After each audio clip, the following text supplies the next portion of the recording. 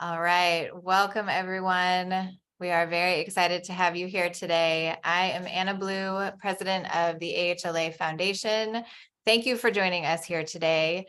And a huge thank you to our Forward annual sponsors who are working alongside us as we lean into the incredible contribution and advancement of women in the hotel industry. You can see our fabulous sponsors right there. And happy International Women's Day. Fun fact that some of you may not know, this day has actually been celebrated in some form or fashion for over 100 years. The very first celebration of International Women's Day was in 1911, and it was officially designated by the UN in 1975 as a celebration day. So there is a really important and rich history of celebrating and honoring the contributions of women, which is something that we work to do throughout the year. And our conversation today will do exactly that. And I am super pumped about this. So thank you to the three of you for joining with me in this discussion, and for all of you who are watching and listening in. A quick note on Forward, for those of you who are new to our Forward initiative or coming to us for the first time. This is an AHLA platform aimed at the mentoring, education, and really just leading women to the next level of their career, and those like equitable advancements, as I like to call them. Thank you to all of our Forward ambassadors for engaging and presenting this event. Joining the ambassadors is a complementary aspect of AHLA for our members. The ambassadors group really serves as a way to engage with Forward on an ongoing basis outside of our fantastic annual conference, which we will put a plug in for later. It's really just an opportunity to engage with peers, build networks. We also, super excited, have Forward communities launching soon. So if you take a moment, we're going to leave this up just for a second, scan this QR code for more information to sign up for Forward communities, which will just be even more opportunities to network, connect, engage, all of those things. All right. Everybody had a moment? Okay, great. All right, so now to this fabulous conversation that we are having today. Thank you to Leslie, Joy, and Nicole for joining me. First, I have to say, as somebody new, I've been in my role with the foundation for less than 2 months. I think probably the second sentence that I heard out of anybody's mouth was, "Have you met Leslie Hale yet?" So I have to say, I have been really excited for this conversation. I think what I've heard over and over, really, truly, Leslie, and I just want to take the moment to acknowledge it, is your true commitment to keeping this conversation about advancing women and equitable paths to leadership for women at the forefront, and certainly leading by example, but also really making sure that we are holding people accountable. So thank you for your leadership in this. And I know you are also a recent Castell Award recipient as well, which just speaks to everything I just said. So I am really excited to have this conversation, as I think I have said probably 5 times, but that's how excited I am. Okay, so joining me today, and then I'm going to turn it over and just ask the questions. We have Leslie Hale, who's president and CEO of RLJ Lodging Trust, and she is also the chair of our AHLA board of directors. And joining her are more fabulous ladies from RLJ, Joy Jolin, Senior Vice President of Asset Management, and Nicole Turner, Vice President of Capital Investments and Reporting. Welcome, welcome, and thank you for being here. All right, let's jump in. I'm going to turn it over to you all. Leslie, your leadership team really is a reflection of your commitment to fostering future leaders like Joy and Nicole, and I'm sure countless others.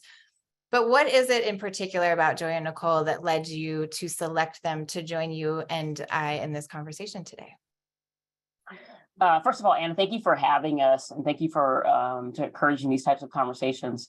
What I would say to you is that the reason I picked Nicole and Joy is very simple. They represent top talent. And at every turn throughout their journey at RLJ, they have succeeded and performed at extraordinarily high levels. They both have risen through the ranks at RLJ and produced for the organization in extraordinary ways. And oh, by the way, they happen to be women. And I say that because, RLJ is an organization where we focus on making sure that people can bring their whole selves to work. we look past race, gender, sexual orientation, and focus on talent.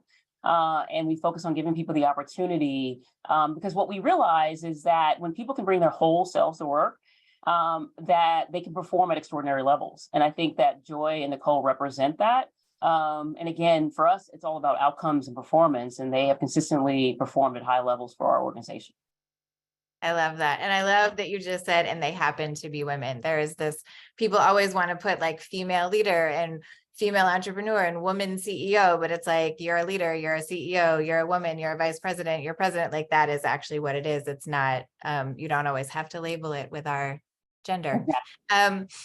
So over to you, Joy and Nicole. Joy, I'll start with you. Can you tell us a little bit more about what you do at RLJ and sort of a little bit about your career path to where you are? Sure. My history with RLJ actually began in 2001. I happened to be a general manager at a hotel that they acquired at the time. I believe it was the 10th or 11th hotel in the portfolio. And it was interactions with the CEO at the time who introduced me to the possibilities of a role in asset management and having conversations. And I happened to stay in touch with him and other individuals at the company over the next decade. And in 2011, I joined the company as director of asset management. That was prior to our going public. And then 2 years ago, having worked with Leslie as a new CEO for a few years, I was promoted to the position of Senior Vice President of Asset Management. I think, our role in asset management is often viewed as the liaison for ownership between the brands and the operators. We work on influencing performance of the hotels and then providing value to the company as a whole. That's great. Thank you. And that really speaks to Leslie talking to that culture of like, we spot and bring in top talent. And it seems like they spotted you pretty early. It just took a little while to get you in the door. So that's wonderful. Nicole, how about you? Tell us a little bit more about your role and kind of your career path at RLJ. Great, thanks, Anna. I actually started with RLJ 17 years ago. I actually started under RLJ Development in the accounting department when we were a private equity firm. Since then, I have been a part of all the major accomplishments of the company, from launching our largest fund to acquiring our biggest portfolio, our IPO, and our merger. That's great. Amazing. I'm still learning what all of those words mean in the world of hotels. So thank you. So I will be following up. And I just have to say, because everybody else who is viewing this right now just saw the exact same thing. As the two of you speak, the smile on your face, Leslie, and the pride that you have in this team is just so heartwarming. That was really awesome. But you could see that like you really truly like champion these incredibly powerful women. So that is awesome. All right. So Leslie, we've talked a little bit about, you've already mentioned RLJ's culture. How has that culture of opportunity impacted your own growth? Oh, wow. My growth, I wouldn't be here today, sitting here as a CEO, if it had not been for RLJ giving me the opportunity to, as I mentioned before, perform at a top talent. I think that our founders, Tom Baltimore and Bob Johnson, were very committed to diversity, and they gave me a shot. And so what I would say is that RLJ has been core to me being able to bring my best self, to my own career, because I was given the opportunity. And I think at the end of the day, people often ask me, what is it that allows, what is it that women need in order to be successful that our male counterparts have? And I simply say that to be successful, women need exactly the same thing that men need, which is that they need access to opportunities and they need mentorship and sponsorship.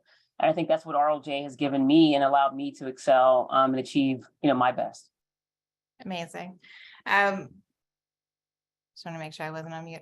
So follow-up question for you, Leslie. The industry, as we've seen, has really made tremendous strides in elevating women, even just over the past year. And certainly it's one thing that I've been told immediately upon coming in. There seems to be a lot of internal celebration with industry. You know, you have Julie at G6 and Leanie and Tina at Marriott and Liz and Kelly at Extended Stay. And, you know, we are certainly witnessing an element of progress. But what about those who are watching today's sessions who are just starting out in their careers or work somewhere that doesn't have the same set of priorities or culture that we're seeing from some of these other companies, or that you have at your own company? How do you advise them to seek out advocates or advocate for themselves? Yeah, I mean, look, I think that the foundation for having other people advocate for you is really being, good at what your initial role is within an organization. And so I always tell young people who are starting out, or folks who are starting out with a new organization, to focus on what we call sort of the 3 C's, right? You have to build your confidence, you have to build your competency, and you have to build your credibility within an organization. When you do that, people will be drawn to you. People are drawn to people who do well, people who are winners, people who perform at high levels.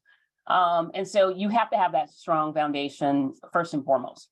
And then secondarily, within every organization, whether or not it's the culture or not, within the organization, there are people who can help you find access to opportunities.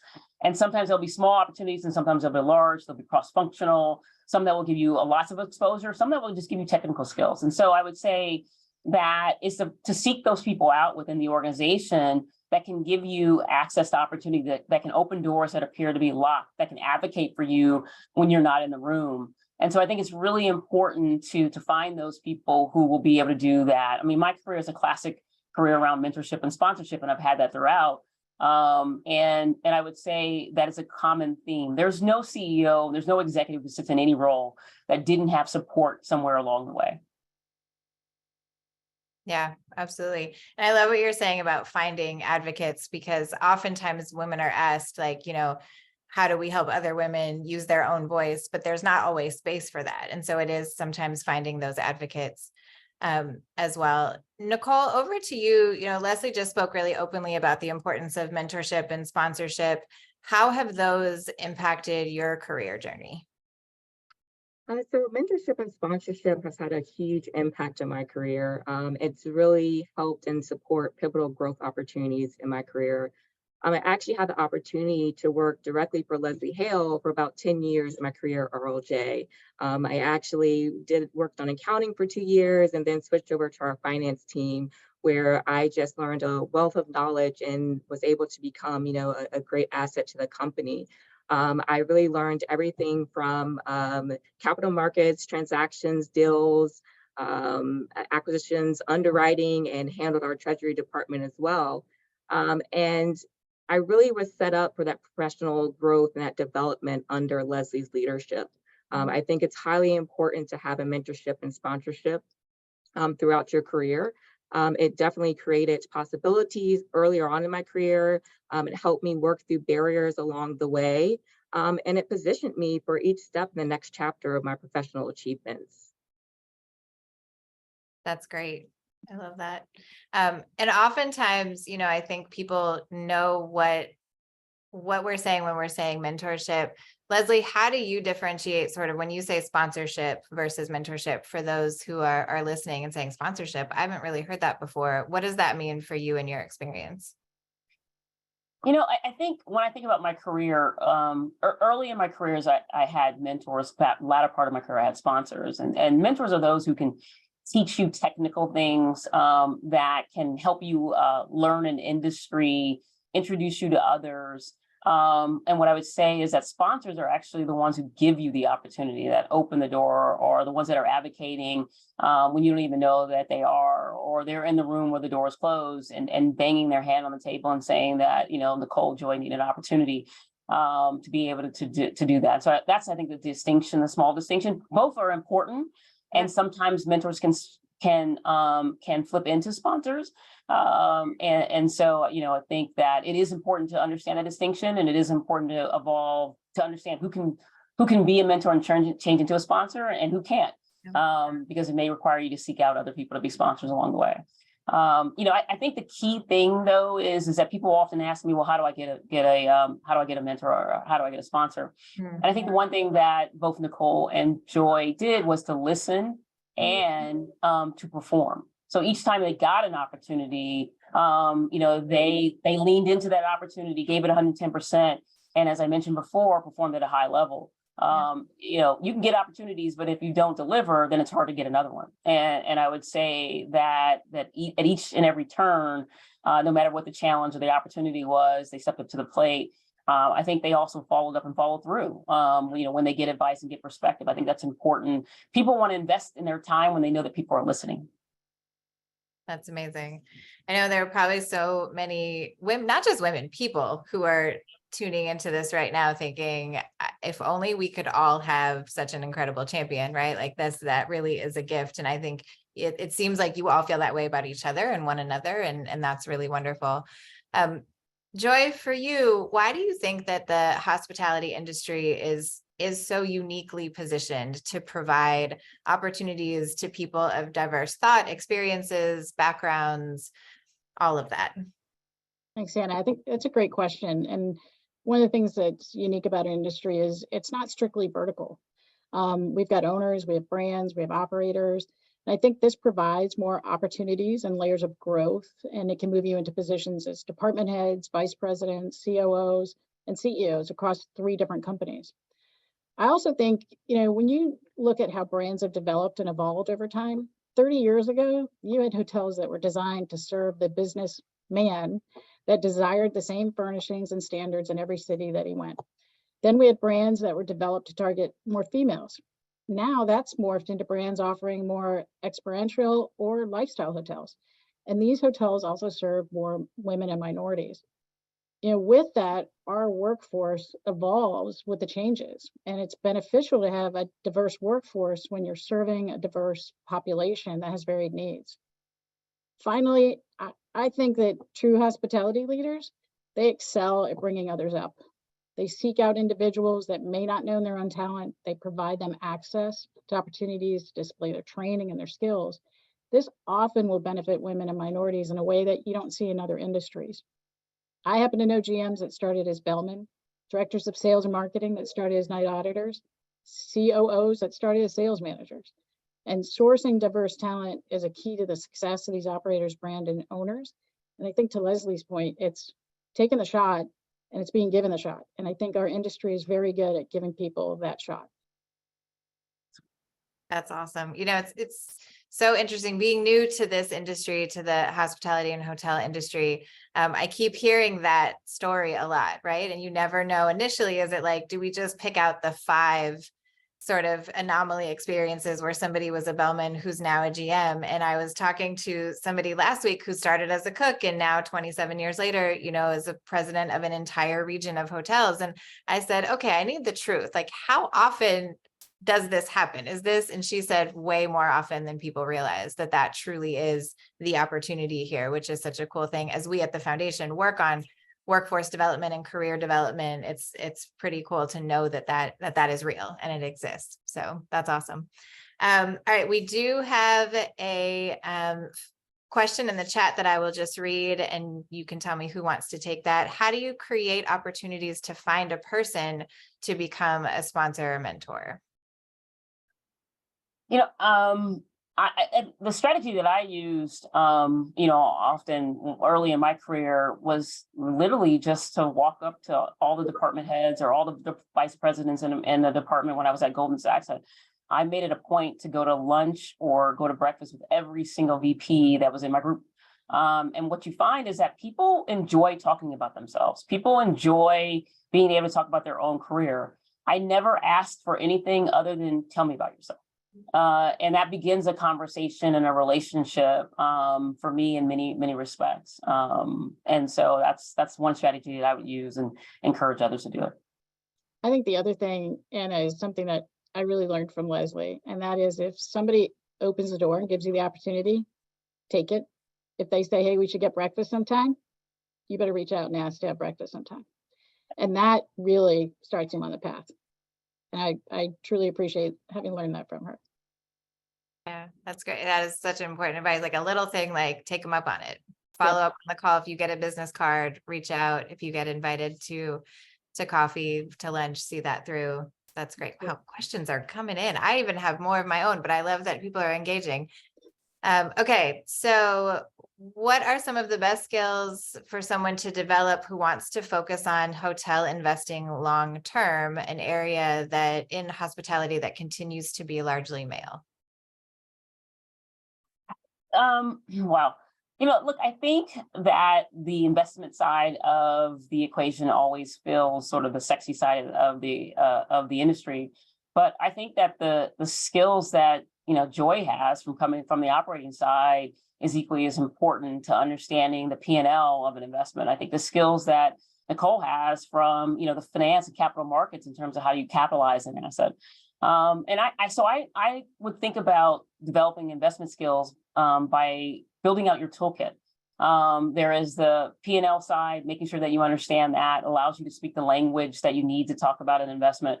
There's a capital market side. There's the the CapEx side, understanding how you renovate it, and then there's sort of the investment side, which is thinking about cap rates and multiples and things of that nature.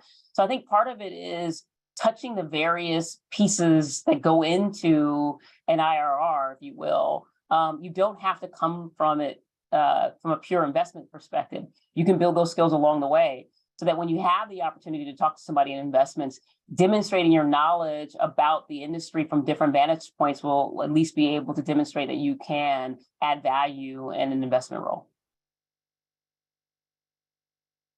Wonderful. Thank you for that.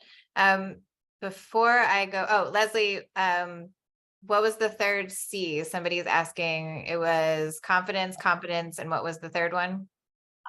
It was confidence, competency, and credibility. Credibility. Wonderful. Thank you. Somebody So said that's that would be. I mean, yes, yes to that. Okay, so I always love to find out sort of, it's nice to get to this point in our careers and think about how our path could have been different if there were just things that we knew, right? So Nicole, I'm going to start with you. What advice would you give somebody just starting out, but actually thinking about yourself? What advice would you give, like you entering the workforce and thinking about your career? What advice would you give yourself? And I think Leslie kind of hit everything on the head earlier today, but really just start early in your career with networking, finding your mentor, finding a sponsor, lean on your mentors, lean on your executive sponsors, but also lean on your peer mentors as well. Joy knows that I would call her for support, guidance, just to be a sounding board. And I appreciate her openness and leadership to help foster that type of environment as well. But use your voice and don't hide your accomplishments. And it's okay if you don't know early on what you want to do, but just continue your journey with your head high, hard work, leadership, and determination. And I think all those qualities will really continue leading you in the right direction. And then again, don't forget your mentors and sponsors are there in your corner to really provide you the support through the process.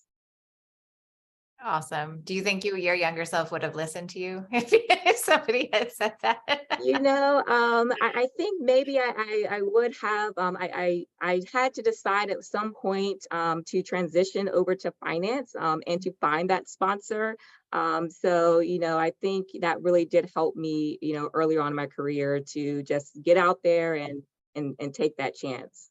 Yeah. And we need more women who are in finance to talk about their journey as well. That's so critical to it. And I love what you said about like, it's okay not to have it all figured out. That's always my number one piece of advice for young people is like, actually that to me, that's even better than people who have like a 10-year plan, which I've never had. So Joy, how about you? What advice would you give to younger Joy who's just starting out on the career journey?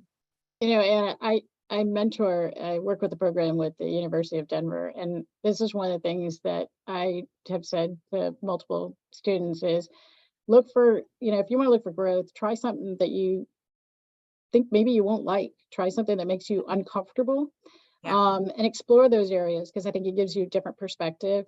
And it can also expand your horizon, because instead of, going vertical, you're expanding the horizon. It gives you more opportunity then. And because you just never know what you might end up with. I can probably tell you my family laughs to this day that I'm in the job that I'm in, because accounting wasn't my thing.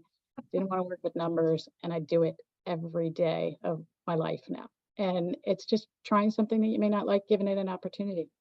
Yeah, absolutely. You never know at different parts of your life how things will resonate differently.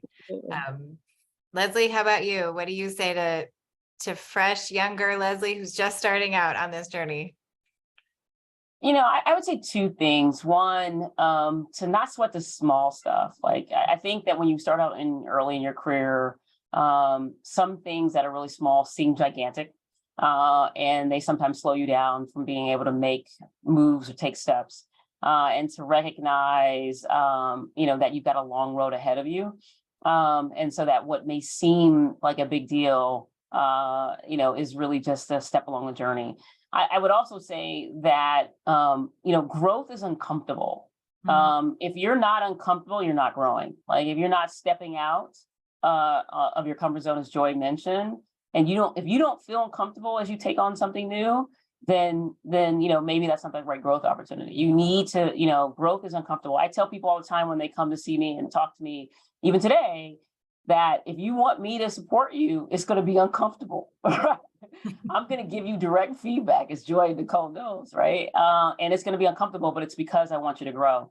You need not only cheerleaders, but you also need truth tellers, around you to be able to give you advice and perspective. And so just to recognize that growth is uncomfortable, and that's okay. Yeah, I love that. I come from like the teenage gender equality space where they would snap at everything. And I really just want to like snap for that because I'm well trained to do exactly that. All right, Leslie, I have one final question for you. And then I know we have a couple of reminders for folks. But I want to talk about some of the systems that have been slow to change, right? So there's this sort of, a lot of our corporate cultures were developed in that like Mad Men era of men conducting business over drinks or at gentlemen's club or, on the golf course. And certainly as I started my career here in DC in politics, and it was very much that I don't play golf, a lot of business happened on the golf course. And what I've heard a lot as people have been so excited about you and everything, Leslie, that you've done in this industry has been sort of this, like how you have been working to change that culture a little bit and tap into that, because it is inequitable and in a place where we need to create some more space. So would just love to get your thoughts on like how we can disrupt those systems that have existed specifically for men, and where men's careers tend to enhance and advance faster than women. Okay, look, I think that every industry, you name the industry, whether it's the oil and gas industry, whether it's Cisco and that technology industry, whether it's hospitality industry, every industry has rules of engagement. Every place that you go has sort of a thematic to it. You have to figure out what those rules of engagement are, and then you have to make them work for yourself, right? And so your comment of, about sort of golf and beer, many people have heard me speak before, tell the story all the time.